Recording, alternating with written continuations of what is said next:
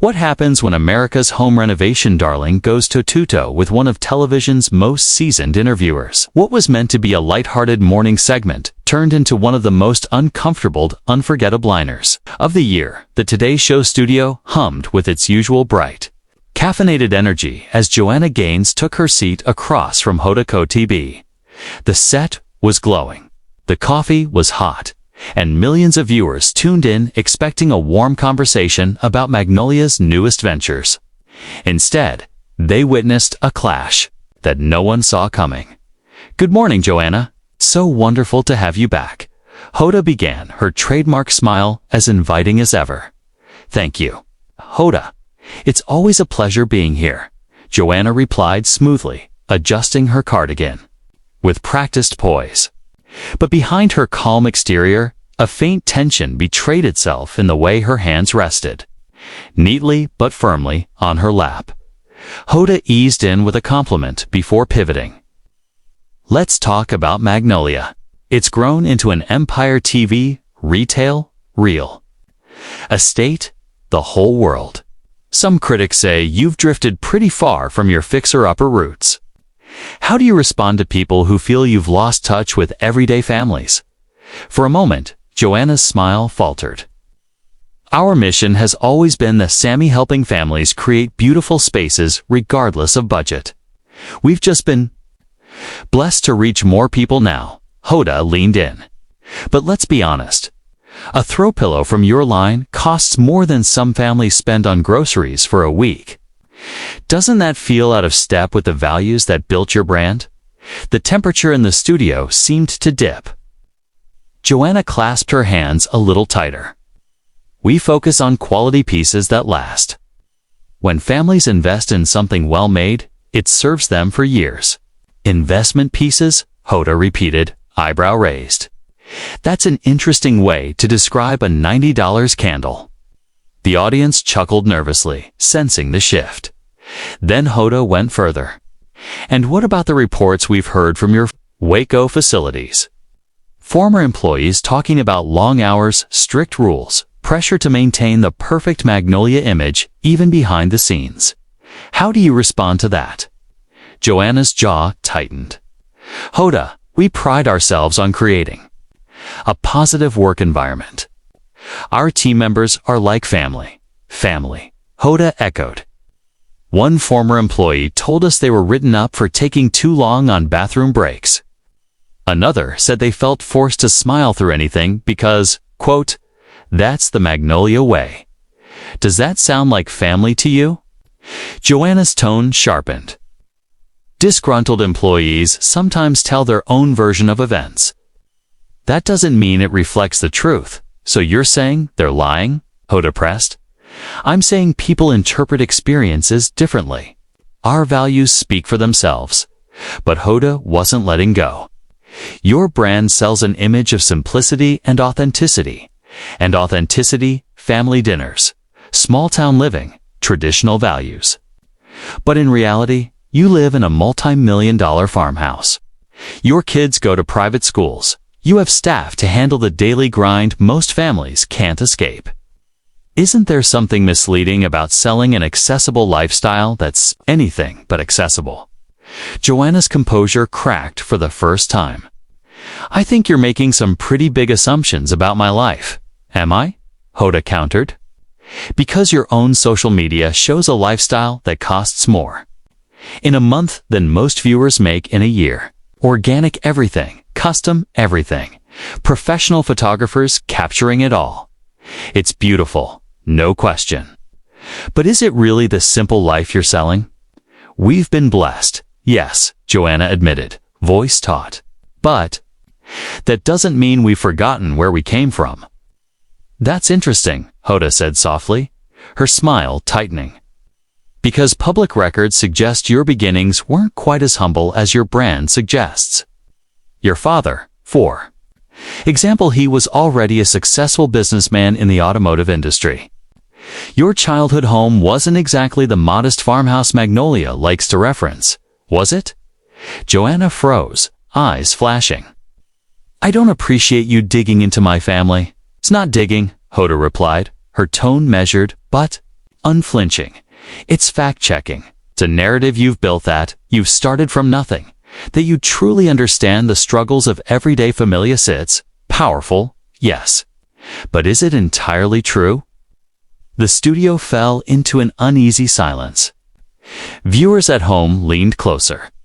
And Joanna Gaines, America's renovation sweetheart, found herself facing questions that no perfectly styled shiplap wall could cover. Asterisk, it's not entirely accurate, is it? The studio went dead silent. Even the steady hum of cameras seemed louder against the weight of Hoda's words. Joanna stared at her for a long, brittle moment. The practiced smile she had worn for the segment dissolved. "You know what, Hoda?" she said, her voice clipped with anger she could no longer hide. "I came here to talk about our new furniture line, not to have my family's personal history torn apart like we're on some investigative expose." But Hoda didn't flinch. Her tone sharpened, the warmth gone. "That's just it, though. Your family story is your product. You're not just selling chairs and paint swatches. You're selling a dream, a lifestyle, an origin story. And when that story doesn't quite add up, don't viewers deserve to know?" Joanna's jaw set, her words quick and defensive. What viewers deserve is inspiration to create beautiful homes for their families. Not to watch successful people get torn down because they worked hard and were fortunate. Worked hard? Absolutely, Hoda pressed, leaning in. But fortunate in ways your marketing never mentions. Those first property investments that launched your empire, those weren't exactly bootstrap projects, were they? There was significant family backing. Funny how that part never makes it into the Magnolia story. Joanna's hands trembled slightly as she clasped them in her lap. Every family helps their children. That doesn't diminish what Chip and I built. Of course, families help, Hoda countered smoothly. But most families don't bankroll multiple investment properties in their kids' 20s. Families are choosing between keeping the lights on and paying tuition. Don't you see how that changes the entire narrative you've built your empire on? Joanna's composure cracked. Her voice rose. "I cannot believe this is the direction. You're taking this interview?" "I'm taking it toward honesty," Hoda shot back, her tone level but razor sharp. "Something your brand claims to value above all else. So let's be honest. The couple that started with nothing figured it out. Learned as they went. That's a beautiful story, but it's not your story, is it?" Joanna's eyes flashed. "That absolutely is our story. Is it?" Hoda's voice was calm, surgical. "Because having a financial safety net, family connections in real estate, and the luxury to take risks without fearing total collapse, that's not starting from nothing. That's privilege repackaged as grit. And that is a very different story." Joanna leaned forward in her chair, bristling. "You're being incredibly unfair." "Am I?" Hoda pressed. "Or am I asking the questions your fans, the ones working 2 jobs, the single moms skipping groceries to buy Magnolia candles because they believe in your dream, would want answered?" "We've never encouraged anyone to spend beyond their means," Joanna snapped. Hoda tilted her head, relentless. "Haven't you? Your entire brand is aspirational. Thrives on people believing that buying the right throw blanket will give them a taste of your life. And your marketing team knows this. They bank on it." "People make their own financial decisions," Joanna shot back. "True," Hoda said softly. "But they make those decisions based on the story you're selling. And if the story is that you understand their struggles because you've lived them when you actually haven't, doesn't that cross into manipulation?" Joanna's voice cracked louder now. "I have never manipulated anyone. We share our journey. If people connect with it, it's because it's authentic." Hoda didn't blink. "But is it authentic? Can something be authentic when it's built on omissions? When the so-called struggles you overcame were really just decisions between opportunities, not survival?" Doesn't that make the foundation of Magnolia incomplete? You are twisting everything, Joanna spat. I'm not twisting anything, Hoda said, her voice calm as steel. I'm stating facts. You had resources. You had connections. You had safety nets. None of these are bad things. But they're not the humble beginnings fairy tale Magnolia has sold. Joanna's fists tightened on her lap. So what? Because my family worked hard and gave me opportunities, I'm supposed to apologize for that? Not apologize, Hoda said evenly. Just be honest about it. Because right now, you're profiting from authenticity while presenting a version of your story that isn't whole. And that feels. She let the pause stretch until the entire studio seemed to lean forward. That feels exploitative. The word hit the air like a detonation. Joanna's head jerked back as though struck. Exploitative, she repeated slowly, disbelief and fury burning in her eyes. You think I'm exploiting people? I think, Hoda said, unflinching. You're selling a dream most of your fans will never have access to while pretending you understand their struggles. And yes, I think that's a form of exploitation. Joanna's chest heaved. Well, this is unbelievable. What's unbelievable, Hoda replied, calm and cutting, is that no one has asked you these questions before now. Everyone had been so charmed by the farmhouse aesthetic and the family values messaging that no one stopped to question the business model beneath it. The business model wasn't just selling products, Sid was selling desire. Desire for a lifestyle that most people could never afford, all while presenting yourself as relatable to those very people. It's brilliant marketing, Hoda said. I'll give you that, but it's not honest marketing. Joanna's eyes filled not with hurt, but with something sharper, like rage. I cannot sit here and listen to this anymore. Then let's talk about solutions, Hoda pressed. What if Magnolia acknowledged the privilege that made your success possible? What if you launched product lines that were truly affordable? What if instead of positioning yourself as every woman, you positioned yourself as someone who actually wants to help every woman? I am not going to be lectured on how to run my business by someone who has never built anything. Joanna snapped. The studio froze. Even the crew seemed to stop breathing. Hoda's expression hardened, the warmth gone in an instant.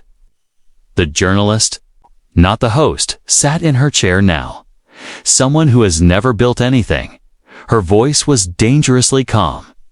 Joanna, I've built a career spanning 2 decades. I've built trust with millions of viewers. I've built credibility by asking questions that matter. What I haven't built is a brand that profits off insecurity while pretending to understand struggles I've never faced.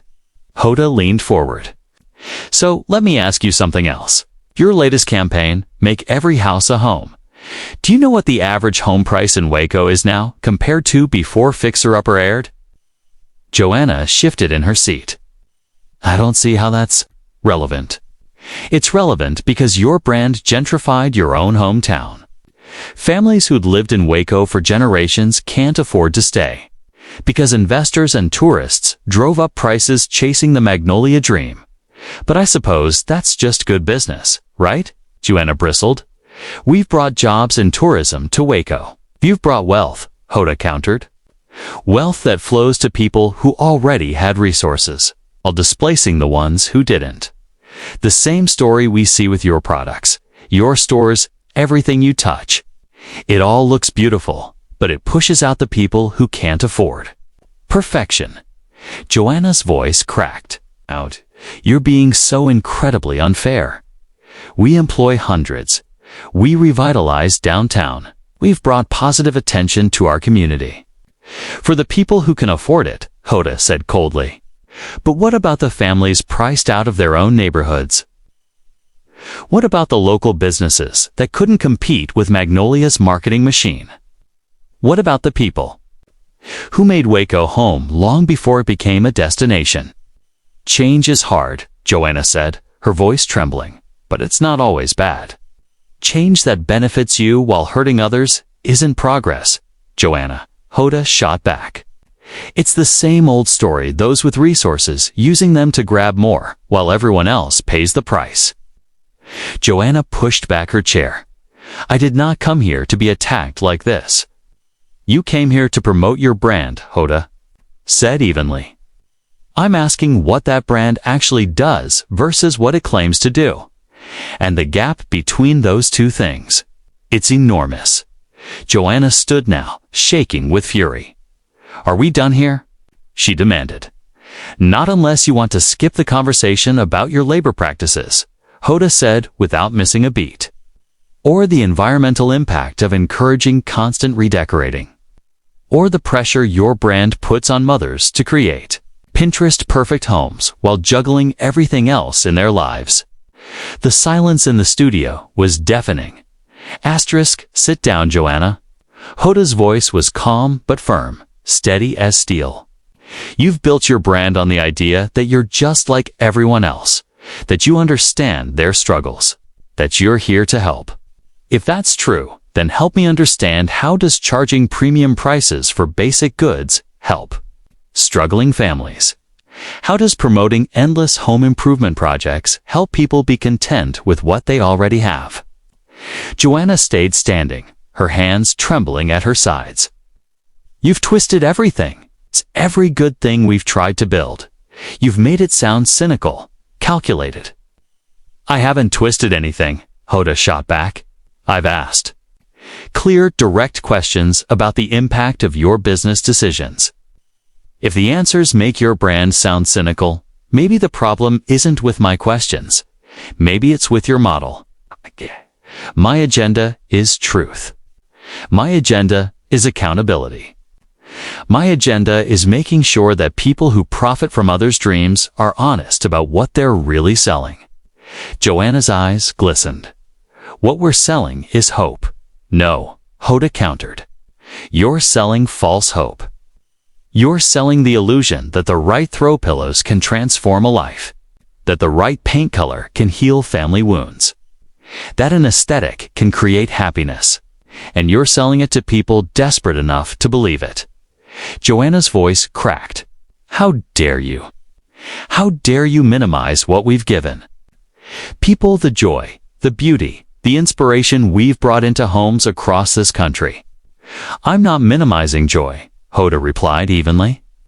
I'm asking whether that joy is worth the debt, the pressure, the impossible standards your brand encourages. Whether a fleeting burst of happiness from buying things is worth the long-term financial stress it leaves behind. People aren't stupid, Joanna snapped. They can make their own choices. People are vulnerable, Hoda said. They're searching for solutions to problems money can't solve. And your brand exploits that by suggesting that the perfect purchase can create the perfect life you appear to have. Appear, Joanna shot back. This is my actual life. A life subsidized by the purchases of people who will never be able to afford the lifestyle you market to them. A life built on selling authenticity while living in a way that's completely detached from your customer's reality. Joanna turned, moving toward the edge of the set. Kea, I won't sit here and be insulted. Kea challenged. Stand up and defend the ethics of your empire instead of walking away when someone asks hard questions. Joanna froze, then spun back around, tears streaking her face. You know what, Hoda? You're right. I am walking away. Because this isn't an interview, it's an ambush. I don't have to subject myself to your accusations, your narrative, your obvious resentment of women who succeed. Resentment. For the first time, Hoda's voice rose. I am a successful woman. I built my career on honesty, on accountability, on asking the questions that matter. That's not resentment, Joanna. It's responsibility. But Joanna was already tearing off her microphone, storming toward the studio doors. Joanna, Hoda called after her. Your audience deserves better than silence. They deserve answers. Without turning back, Joanna raised her hand dismissively. This interview is over. The cameras kept rolling as America's home renovation queen vanished through the exit, leaving behind silence, unanswered questions, and the sharp sting of truth. Hoda sat still for a beat, then faced the camera. "Well, that's not the morning we planned, but you saw it." One of the most explosive live television moments in recent memory. America's sweetheart revealed a side her fans had never seen. The question is, what really drove Joanna out that door? The questions about her pricing, the accusations of exploitation, or something deeper. She paused, letting the tension hang in the air. Stay tuned, because this conversation isn't over.